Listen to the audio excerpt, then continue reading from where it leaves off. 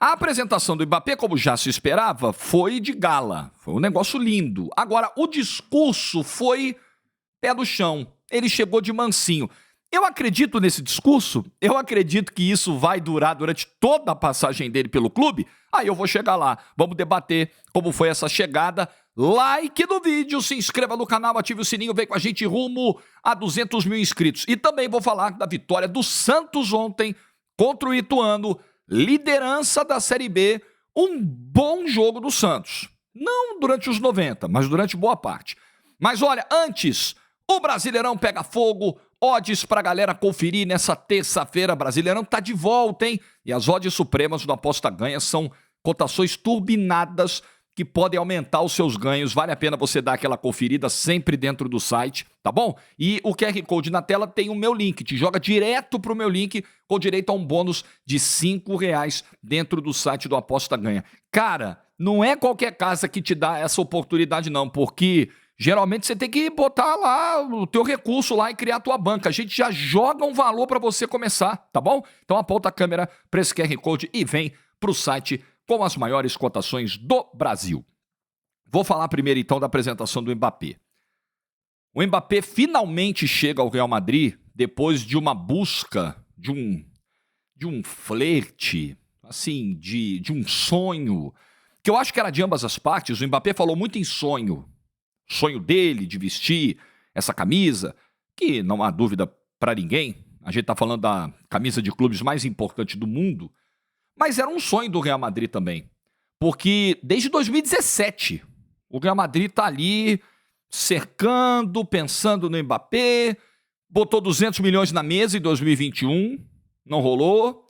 Aí em 2022 o Mbappé ficou com o contrato encerrado no PSG e muita gente imaginava que ele iria para o Real Madrid naquele momento, ele não foi, e ele renovou por valores estratosféricos no Paris Saint-Germain, e muita gente ali cravou, esquece, com o Florentino ele não joga mais, não vai nunca, porque o Florentino não vai perdoar isso, e o torcedor do Real Madrid também não aceita um cara que diga não para o clube. Mas, espera um pouquinho, galera, nós não estamos falando de um jogador qualquer. Nós estamos falando de um cara que tem potencial para ser dominante na próxima era do futebol. Se será ou não sei, não posso cravar, mas potencial para isso o Mbappé tem. Então eu não fiquei com essa sensação, eu imaginei que fosse gerar um abalo, uma chateação, mas, estamos falando do Mbappé, né? E acabou que aconteceu, enfim, 2024, finalmente, ele cumpriu todo o contrato com o PSG, ganhou cada centavo do salário milionário que o PSG colocou para ele, o contrato se encerrou e ele chega ao Real Madrid num custo zero. E para ganhar um salário menor do que ganhava no PSG, porque, convenhamos, o patamar salarial que a galera trabalhava lá, não sei se vai ser daqui para frente assim, mas era um negócio impensável para os demais mercados, né? Então ele falou muito em sonho, eu achei o discurso muito humilde, uma apresentação linda, né, no Bernabéu, já remodelado, com casa cheia, com telões montados para apresentação. Negócio de gala, negócio grande, negócio que só um clube como o Real Madrid é capaz de fazer, ou poucos clubes no mundo são capazes de fazer nessa magnitude, mas um discurso que foi muito humilde, um discurso muito pé do chão. E eu acho que ele sabia da necessidade de passar esse recado de humildade, porque a impressão que muita gente tem do Mbappé é de um cara talvez arrogante dentro do vestiário, um cara que tente tomar o controle do clube para si, ser maior do que a instituição, só que uma coisa, com todo respeito, é Paris Saint-Germain, outra coisa é Real Madrid. Então eu acho que o Mbappé entendeu exatamente o tipo de mensagem que ele precisava passar, o tipo de imagem que ele precisa passar para toda essa comunidade madridista. Olha, eu sei que eu sou bom, eu sei que eu sou um dos melhores da minha geração, eu sei que eu posso fazer história aqui, mas eu sei que eu preciso chegar entendendo o tamanho da camisa que eu estou vestindo. Então eu acho que, como todos os passos do Mbappé são muito bem calculados, eu pelo menos enxergo a carreira do Mbappé assim, Mbappé não dá ponto sem nó, Mbappé não dá declaração sem medir repercussão, é bem assessorado nesse nível. Eu acho que foi uma estratégia inteligente. Chegar a pé do chão, chegar falando em sonho, né, se colocar ali numa condição de, realmente, né, quem sou eu perto disso aqui, né? Isso aqui é mágico, todo mundo quer estar aqui. E elogiar figuras que hoje são proeminentes, né? Que hoje são destaque do grupo, que hoje são queridas pela torcida. Ele fala do Vinícius, ele fala do Rodrigo, ele fala até do Endrick, que tá chegando agora também, faz muitos elogios ao Endrick. Não, o Endrick com certeza vai marcar muitos gols aqui no Real Madrid. Fala sobre o Vinícius e de não ter preferência por lado do campo para jogar, porque o Vinícius joga aberto pela esquerda e ele também. Mas ele disse, olha, eu já joguei nas 3 posições, na esquerda, na direita e no centro do ataque, e tô de boa com isso, e onde o Ancelotti me escalar, eu tô dentro, e eu nem conversei com ele sobre isso, porque isso não é importante, e vida que segue. Foi muito respeitoso. A história de camisa 10, o Mbappé vai querer a 10, mas a 10 é do Modric. Ele falou também, não tô preocupado com isso. Então, assim, foi um bom discurso, foi uma chegada muito bonita de um cara que obviamente vai ser titular absoluto desse Real Madrid. Aí não sei, de fato, o que fará o Ancelotti. Eu imagino que o Mbappé comece jogando por dentro do ataque, pelo centro do ataque, por você já ter o Vinícius Júnior e já ter o Rodrigo. Essa é uma questão também importante, né? Porque o Mbappé chega logo depois de um título de Champions, com ótima temporada do Rodrigo, ótima temporada do Vinícius. Então ele chega com caras que vão olhar para ele com a cabeça erguida também, com testa alta, né? Ele não chega maior que todo mundo, tipo assim, vim aqui pra consertar as cagadas que vocês estão fazendo e vocês não estão ganhando nada, agora eu cheguei. Não, pelo contrário. Pô, eu vim aqui pra somar. Vocês já são campeões. Vocês são caras grandes. Pô, eu quero ser campeão agora junto com vocês. Eu quero conquistar a competição que vocês já conquistaram. E eu não. Você, Rodrigo, já ganhou 2. Você, Vinícius, já ganhou 2. Eu não ganhei essa competição ainda, a Champions League. Ganhou a Copa do Mundo e foi artilheiro de uma outra Copa sendo vice-campeão. Verdade, mas no âmbito do Real Madrid, no ambiente madridista, o Mbappé vai tentar conquistar coisas que os que já estão lá conquistaram. Então eu acho que isso também faz o Mbappé chegar diferente, falar, opa, é o Real Madrid, assim, a distância do PSG para o Real Madrid nossa, chega a ser constrangedora. E, pô, é o Vini, cara, é o Rodrigo, esses caras, é o Bellingham. Pô, esses caras já são grandes, então vou chegar na boa. Se vai ser esse o padrão de comportamento do Mbappé durante todo o contrato, ele assinou até 2029. Imagino que renove depois disso, fique por um bom tempo, faça a carreira toda no Real Madrid. Eu espero isso, né? Eu acho que enquanto estiver no alto nível, o Mbappé não sai do Real Madrid. A não sei que coisas muito ruins aconteçam. Eu não sei se vai ser esse o padrão. Eu não sei se vai rolar um estranhamento. Eu não posso prever o futuro. A gente sabe um pouquinho de como o Mbappé no PSG muitas vezes fez questão de disputar algumas quedas de braço, ganhou algumas, né? Deu uma limpada, entre aspas, no vestiário para ficar só a galera que ele queria. A gente sabe, o Mbappé, se você permitir, ele vai ocupando as brechas de poder, os espaços. Só que isso a gente diagnosticou dentro do cenário do Paris Saint-Germain, que é completamente diferente do Real Madrid. O Real Madrid tem um DNA vencedor, tem uma estrutura vencedora, tem hierarquia, tem liderança, tem projeto, é outro papo, cara. É outro mundo. Esse sorriso no rosto do Mbappé, até um deslumbre ali no momento da apresentação, a felicidade que estava muito clara, muito estampada, é porque o cara percebe a diferença, o cara sabe, nossa, eu cheguei no topo. O Real Madrid é o topo, é o auge, é onde qualquer jogador de grande nível sonha chegar. É o sonho de todo mundo, cara. O cara chegou lá. Agora o desafio é se manter lá.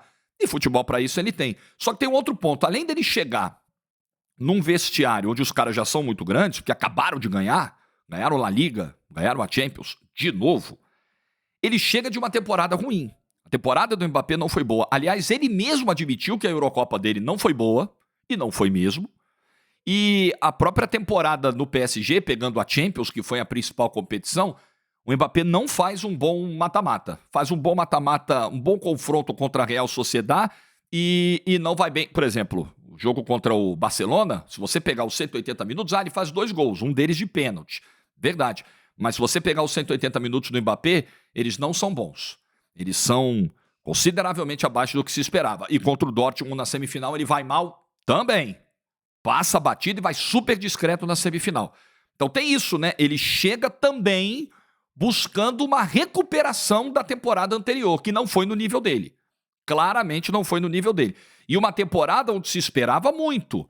Porque, pô, o Messi foi seguir a vida dele, o Neymar foi seguir a vida dele, chegaram uns caras lá que ele com certeza adorou a contratação, né? Galera que chegou ali pro ataque, chegou Dembélé, chegou a galera dele, Barcola chegou, e não rolou. Então, ele também tem uma pressão interna, né? Quando ele chega e diz, minha Euro não foi boa, é o Mbappé cobrando o Mbappé. É o Mbappé olhando no espelho e falando, pô, eu preciso fazer mais, né? E agora no Real Madrid, pega essa cobrança aí, que já foi grande no PSG, joga pra 15, 20, multiplica. Multiplica e multiplica bem. Porque é o maior clube do mundo. É um clube que empata 2 jogos, vira crise. Se o Real Madrid empatar 2 jogos no campeonato, o que tá acontecendo? Crise, problema, capa preocupante nos jornais. Esse é o Real Madrid. Mas eu acho que o Mbappé tá pronto. Eu acho que ele tem bola pra isso, tem personalidade pra isso. E foi muito bonita, repito, a apresentação hoje no Real Madrid. Amigo, Tchouaméni, Valverde, Bellingham, Rodrigo, Vini, Mbappé. É uma formação possível. Ainda tem o Endrick nessa brincadeira. Ainda tem Camavinga. Ainda tem Modric, que vai seguir. Amigo, não vai ser fácil tirar o Real Madrid do topo na próxima temporada. Sabe aquela coisa assim, o Real Madrid apelou. Tipo isso. Um Real Madrid galáctico ainda mais para essa temporada que vai chegar e nós vamos acompanhar de perto. Aliás, em agosto, a Supercopa, o Real Madrid contra a Atalanta, que foi a campeã da Europa League, é dia 14 de agosto. Primeiro jogo oficial. Nós vamos ver agora já a pré-temporada do Real Madrid acontecendo, mas em agosto deve acontecer, né? Nesse jogo, a estreia no Mbappé e a gente vai ter os primeiros sinais de como o Ancelotti pretende encaixar o Mbappé no time. O meu palpite é que ele não vai mexer no Vinícius lá na ponta esquerda. O Mbappé vai começar no centro do ataque. O que você acha? Deixa nos comentários aí. Bom, para fechar o vídeo, falar da vitória do Santos ontem contra o Ituano. Ontem eu não consegui fazer a live pós-jogo e nem anunciei ontem, porque já imaginava que não ia ser possível e não foi mesmo. Mas na quinta-feira vai rolar, depois do jogo com o Vila, que é um jogo muito duro, fora de casa. Eu fui pegar os números aqui e eu acompanhei o primeiro tempo e assim, o Santos pegou ontem, de todos os jogos que eu vi do Santos, o Ituano me pareceu, e eu não vou aqui adotar um discurso de diminuir o tamanho da vitória do Santos, sabe? Não vou entrar nessa, não vou entrar numa de minimizar o que foi feito, sabe? Não. Mas a gente precisa estabelecer a verdade das coisas, né? Dos jogos que eu vi do Santos, o Ituano foi o pior adversário que eu vi. Pior até que o Guarani. O Guarani ainda conseguiu oferecer alguma resistência para o Santos, fez gol dentro da Vila. O Ituano nem isso. O primeiro tempo terminou com 15 finalizações do Santos contra nenhuma do Avaí. Do Ituano, perdão. 15-0 em finalizações no primeiro tempo do jogo a favor do Santos. 15-0. Aí no segundo tempo foram mais 10 do Santos e 7 do Ituano. Por que vocês vêm com o Avaí? Eu não sei. Ontem eu disse que o Cristiano Ronaldo fez uma Copa América muito ruim. Acontece. O ato falho, a velocidade de processamento de raciocínio às vezes é tão acelerada que você mistura os negócios, fala os negócios na frente. Acontece. Acho que essas 7 finalizações do Ituano no segundo tempo, essa melhora do Ituano no segundo tempo, se deu muito mais por uma pisada de freio do Santos do que por um crescimento do Ituano. O Ituano é um time muito frágil e que ontem tinha vários desfalques para piorar a situação. Com os titulares a coisa já não tá boa, imagina com os reservas. Então o Ituano é um time muito frágil e eu acho que até, cara, Guarani e Brusque foram outras equipes que o Santos enfrentou em casa e que foram muito mal contra o Santos. Mas para mim o Ituano foi quem pisou na Vila Belmiro e jogou o pior futebol contra o Santos até agora dentro desse campeonato. Mas o que você faz contra uma equipe que é muito frágil, que é muito ruim? O Ituano é muito ruim, mas muito ruim. Uma pena mesmo ver o Ituano nessa situação. Aliás, esses 3 que eu citei e que o Santos ganhou em casa, e ganhou bem, Brusque, Guarani e Ituano, os 3 estão na zona de rebaixamento. Não por acaso. São 3 times que provavelmente 2 desses vão cair, muito provavelmente. E você tem 2 paulistas, né, dentro da zona de rebaixamento do campeonato. Mas o que você faz quando pega um time muito ruim, muito abaixo? Você faz o que o Santos fez no primeiro tempo. Vai pra cima, imprensa, faz gols logo cedo, uma bela batida do Pituca de fora da área. O Pituca estava precisando de um gol para tentar aliviar um pouquinho a pressão, porque a Série B do Pituca não é boa até agora. Depois o pênalti, para mim é pênalti. Para mim o Otero é mesmo tocado, e um pênalti que não tinha a menor necessidade do jogador do Ituano cometer, ele já estava caído, né? E aí ele estica a perna, um movimento grosseiro, um pênalti que o jogador de elite, tudo bem, da Série B do Campeonato Brasileiro, mas um jogador profissional não pode cometer um pênalti tosco, que o Guilherme bate, o goleiro dá o rebote, ele vai lá e converte, o Guilherme dividindo a artilharia do campeonato com o Juliano que estava fora ontem, o Serginho foi titular e foi bem no primeiro tempo, foi bem o Serginho, se movimentando, intenso, finalizando de fora da área, gostei da partida do Serginho, gostei da partida do Escobar, foi muito bem o Escobar no jogo de ontem, mas isso no primeiro tempo. O Santos teve alguns problemas com o Furt, assim, é uma questão para o mercado, é uma questão para a janela. O Santos precisa contratar, não é uma sombra para o Furt, é um titular talvez para a camisa 9. Fisicamente o Furt ainda segue com problemas, acho que é visível a movimentação, a dinâmica, né, como o jogo do Furt, claro que ele precisa de bolas que cheguem nele. Em vários jogos o Furt morreu de fome, mas até ontem, num contexto mais favorável, você percebe, o Furt não estava fora do jogo ontem, mas você percebe uma dificuldade até de mobilidade mesmo do Furt. O Bigode entrou no segundo tempo e acho que a trajetória do Bigode até aqui no Santos, ela está longe de ser ok, boa, não é. O quinto jogo sem tomar gol do Brasão, mas eu vou relativizar isso pela fragilidade do Ituano, não a sequência, mas o jogo de ontem. Mas a sequência é muito boa. O Santos estanca uma sangria defensiva. Sem dúvida, isso é uma excelente notícia, mas o adversário de ontem, meu Deus. E aí no segundo tempo o Santos pisa no freio. O Santos pisa no freio e quem já imaginava o Carille voltando com vários garotos do intervalo, isso não aconteceu. E aí, galera, a gente está diante de um descompasso entre a expectativa, o desejo, na verdade, acho que é mais do que expectativa, e o que pensa o Carille de futebol. O Carille é um técnico extremamente conservador. O Carille não vai jogar o time dele para cima a partir de um 2-0. Você imagina o quê? 2-0 contra um dos piores times do campeonato. O teu time finalizou 15 vezes contra nenhuma do adversário do primeiro tempo. O que você imagina? Vamos soltar o time no segundo tempo, vamos botar a meninada para jogar, vamos fazer saldo de gols, porque é importante. Não é o perfil do Carille. Ele não trabalha nesses termos. É um treinador conservador, o time pisa no freio, o time reduz de velocidade, o time administra, o que eu acho muito ruim, porque se você levar em consideração a diferença de datas, vamos pegar aqui, ó, o espaço entre os jogos é que agora o Santos tem, o Carille pode ter como argumento, não, olha só, nós jogamos hoje, vamos jogar quinta e vamos jogar segunda de novo. Nós vamos ter 3 jogos num espaço de 7, 8 dias. Mas vai fugir do padrão, tá? Porque o padrão do Santos é uma distância enorme entre os jogos. Só para você ter uma ideia, o Santos jogou contra o Ceará na sexta-feira, dia 5.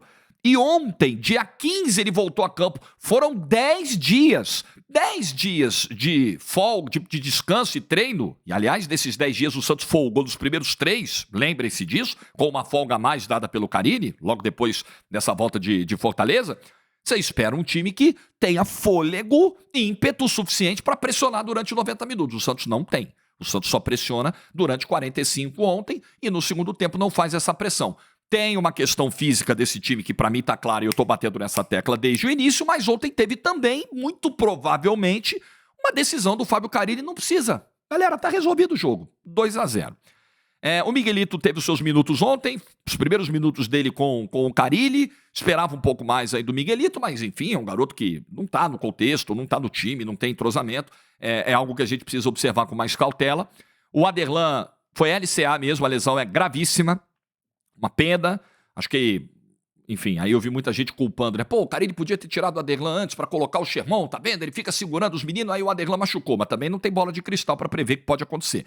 Mas as lesões do Santos me preocupam muito, muito. Não é a primeira, não é a segunda, não é a terceira, não é a quarta. Lesões. Essa muito, muito grave. Vai ter que reconstruir os ligamentos. O ligamento cruzado anterior, joelho esquerdo, vai ficar um tempão fora. O Santos confirmou isso hoje pela manhã.